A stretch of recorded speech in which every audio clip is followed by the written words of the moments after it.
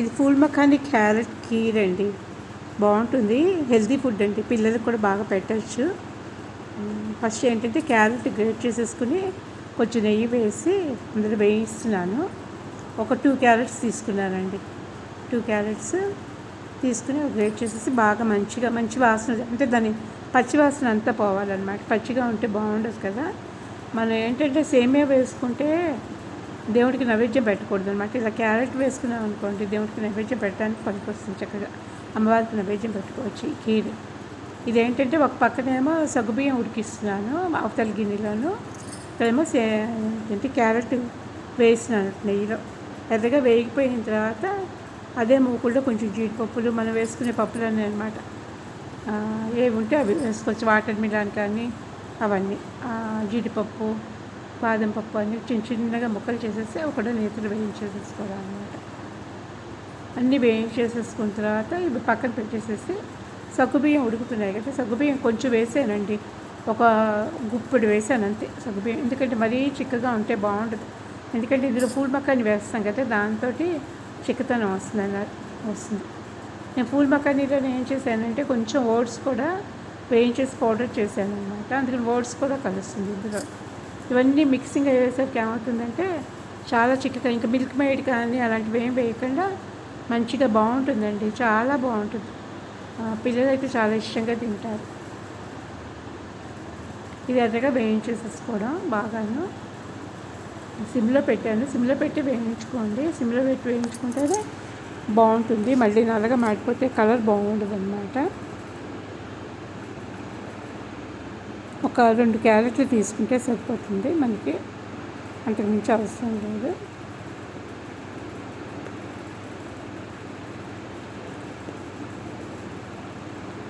కొంచెం ఒక చిన్న గ్లాసు పాలు తీసుకున్నాను, ఎక్కువ పాలు తీసుకోలేదు. ఎందుకంటే మనం ఫుల్ మకానీ అంటే లోటస్ ఫ్లవర్ సీడ్స్ అండి, ఐడియా ఉంటుంది కదా మీకు.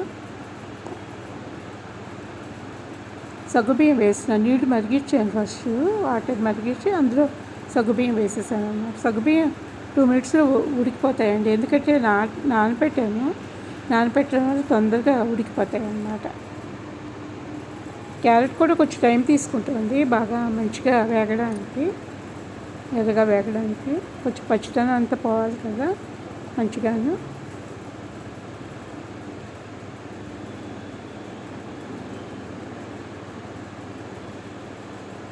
వేగిపోయిందండి, అందులోనే జీడిపప్పు, నెక్స్ట్ ఏమో బాదం పప్పు, తర్వాత సాదపప్పు అంటారండి. సాదపప్పు మనం ఒక్క పొడిలో వేసుకుంటాం చూడండి, ఆ పప్పు కూడా వేసాను. ఆ పప్పులు కూడా చాలా బాగుంటాయి ఇందులో వేసుకుంటే. కొంచెం ఎండు కొబ్బరి కూడా వేసాను, కొంచెం ఎండు కొబ్బరి కూడా బాగుంటుందని ఎండు కొబ్బరి కూడా వేసాను అన్నమాట. అది కూడా వేసుకుంటే చాలా బాగుంటుంది. ఒక సగ్గుబియ్యం చూడండి అలా ఉడికిపోయాయి. అందులో ఒక చిన్న ఆ గ్లాసులో ఆవు పాలు పోస్తున్నానండి. ఆవు పాలు అయితే ప్రసాదానికి మంచిది కదా, అందుకని ఆవు పాలు పోస్తున్నాను. ఇదేమీ విరిగిపోవడం అట్లా ఏమీ అవ్వదండి, విరిగిపోవడం అదేమి ఉండదు అన్నమాట. పంచదార కూడా ఒక గ్లాసున్నర పంచదార వేసి, చిన్న గ్లాసు మన కాఫీ గ్లాస్ ఉంటుంది చూడండి, దాంతో గ్లాసున్నర పంచదార వేసాను. ఇదేమో ఇప్పుడు వేసే పౌడర్ ఏంటంటే ఇదండి, ఫూల్ మకానీ పౌడర్ అనమాట, లోటస్ సీడ్ ఫ్లవర్ అన్నమాట పొడి అనమాట. అందులోనే ఓట్స్ పొడి కూడా కలిపేసి ఉంచుకున్నాను అనమాట. ఇట్లాగా పాయసం చేసేటప్పుడు కొంచెం పొడి కూడా వేస్తాను అనమాట. అప్పుడు ఏంటంటే మంచి చిక్కతనం వస్తుంది, టేస్ట్ కూడా చాలా బాగుంటుందండి, హెల్దీగా ఉంటుంది అన్నమాట. ఇది ఏంటంటే కొంచెం వాటర్లో మిక్స్ చేసి వేస్తే కనుక ఉండలు చుట్టుకోకుండా ఉంటుందండి. డైరెక్ట్గా వేసేస్తే కనుక ఉండలు చుట్టేస్తుంది అనమాట, అప్పుడు బాగుంటుంది అంతా. అందుకని కొంచెం వాటర్లో మిక్స్ చేసి వేసాను అనమాట. మీరు కూడా అలాగే వేసుకోండి, మరి డైరెక్ట్గా వేసేసేయకండి. చల్ల వాటర్లో అయితే మంచిగా కలిసిపోతుంది, మిక్సప్ అయిపోతుంది అన్నమాట. చూడండి ఎంత చిక్కగా వస్తుందో. ఒక 2 ఉడుకులు వచ్చేసరికి మంచిగా చిక్కబడిపోతుందండి. అది చిక్కగా అయిపోయిన వెంటనే మనం ఇంక ఈ క్యారెట్ అది వేసేసుకోవచ్చు. జీడిపప్పులు కూడా బాగా ఎర్రగా రోస్ట్ చేసుకోవడం వల్ల ఏమవుతుందంటే అవి ఆ పాయసంలో ఉడికినా సరే మెత్తబడిపోవన్నమాట. మంచిగా కనుక మనం ఉడికించుకోలేదు అనుకోండి అవి మెత్తగా అయిపోతాయి అన్నమాట. గ్లాసులో కొంచెం అడుగున ఉండిపోతే అది కూడా కడిగి పోస్తున్నాను. ఇలాచీ పౌడర్ మాత్రం దీనికి మస్ట్ అండ్ షుడ్ వేసుకోండి, బాగుంటుంది.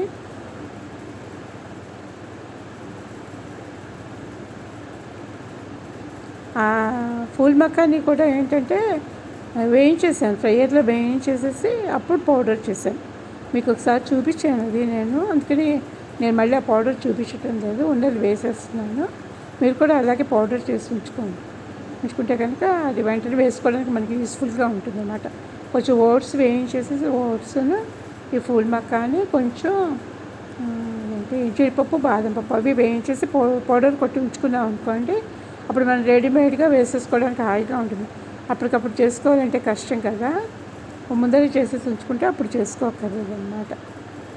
చూడండి పరమాన్నం ఇది కూడా ఏంటంటే సిమ్లో పెట్టే చేస్తున్నాను, ఎందుకంటే హైలో పెట్టేసిస్తే కనుక గిన్నె కొంచెం అడుగున మాడినా సరే బాగుండదండి. అడుగంటే వాసన వచ్చేసేసి ఇంకా మనం తినలేము అనమాట. ఇంకా కొంచెం కేర్ఫుల్గా మనం మాడకుండా చేసుకుంటే సరిపోతుంది అన్నమాట. ఇదేంటంటే ఇలాచీ పౌడర్ వేస్తున్నాను. ఇలాచీ పౌడర్ బాగుంటుందండి. చిరాంజి అంటారు, ఆ సాలపప్పుని ఒక పళ్ళలో వేసుకుంటారు చూడండి, ఆ సాలపప్పుని చిరాంజి అంటారు. ఎవరిని అడిగినా షాపులో దొరుకుతుంది అనమాట. అది దీనికి ప్లస్ పాయింట్ అనమాట. అక్కడక్కడ పప్పులు వస్తూ తినడానికి చాలా బాగుంటుంది అనమాట.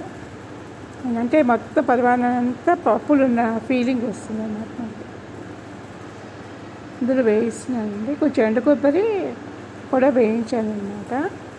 ఎండు కొబ్బరి కూడా వేయించి వేసుకుంటేనే బాగుంటుంది. డైరెక్ట్గా వేసే కన్నా మంచి వాసన వస్తుందండి. ఏవైనా పచ్చిగా వేసుకునే కన్నా కొంచెం నేతిగా వేయించి వేసుకుంటే కనుక స్మెల్ బాగుంటుంది. అది కొంచెం నిల్వ ఉండడానికి కూడా ఉంటుంది అన్నమాట.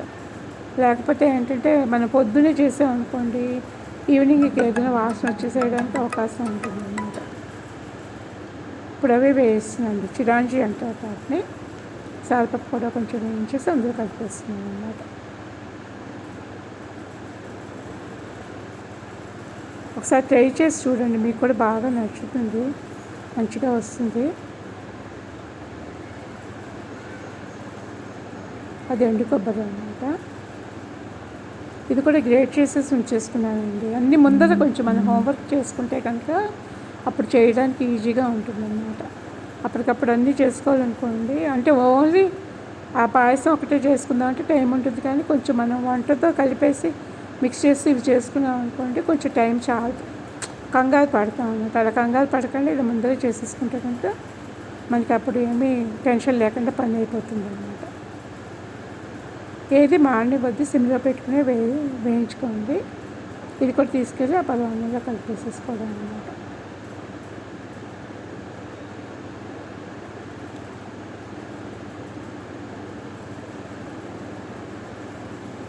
ఇది చిన్న పాన్లో వేయించేస్తాం అనుకోండి, చక్కగా నీట్గా వచ్చేస్తుంది హాయిగా,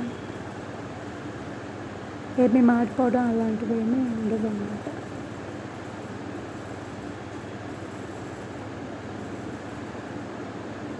ఇది కూడా ఒకసారి ట్రై చేసి చూడండి, మీకు నచ్చుతుంది.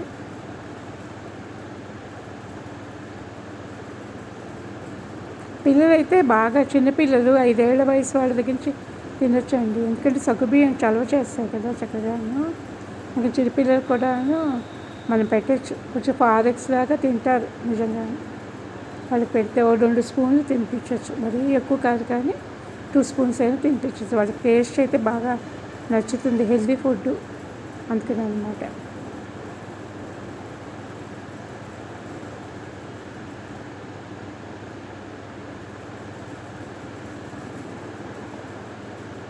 ఒక బౌల్లోకి తీసేసుకోవడం అండి, బౌల్లో చేసుకుని మనం అలా పెట్టుకుంటే కానీ చాలా బాగుంటుంది. ఈ కన్సిస్టెన్సీ ఉంటే చాలండి, ఇంతకన్నా మరీ వద్దు, ఎందుకంటే కొంచెం చల్లారిన తర్వాత ఇంకొంచెం చిక్కబడుతుంది అన్నమాట. ఇది తాగేటట్లు ఉంటే బాగుంటుంది కదా, అందుకని. మీకు నచ్చితే కనుక ఒకసారి చేసుకుని చూడండి.